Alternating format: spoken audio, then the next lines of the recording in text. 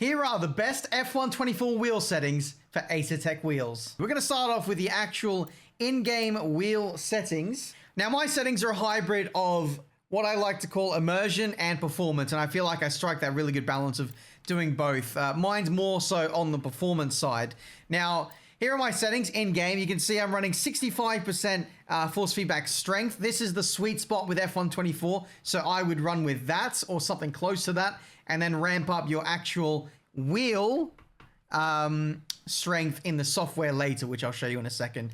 In terms of everything else, we want to run this on 0 because we want to send the maximum amount of detail to the wheelbase. You don't want to be distracted by off-track and pit stop effects and blah, blah, blah. That basically minimize all that stuff. You just want to get the raw texture and road feel out of the force feedback, and that is why we turn the majority of these off. I do like a little bit of rumble strip effects because I like the sensation of how the tires feel when they go over ripple strips. So that's my wheel settings. Let's go over now to the Asetek software. It's worth noting I'm not actually using any Asetek pedals, so I can't comment on this. But what I will say is the wheelbase settings is what you're seeing in front of you. My wheel rotation matches what you can see in the software.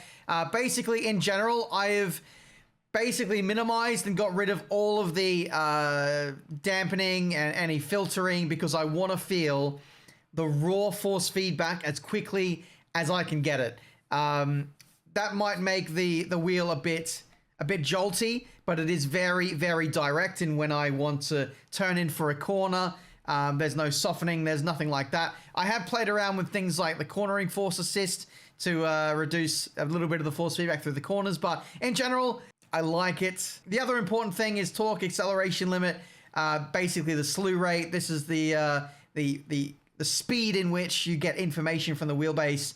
That is as fast as possible, and might I add, this is absolutely rapid, by the way, in terms of how quickly it delivers that feeling to my fingertips. And finally, anti-oscillation. I have changed this down to 0. It was on 10%. This basically stops the wheel from jolting like this when you're on the straight.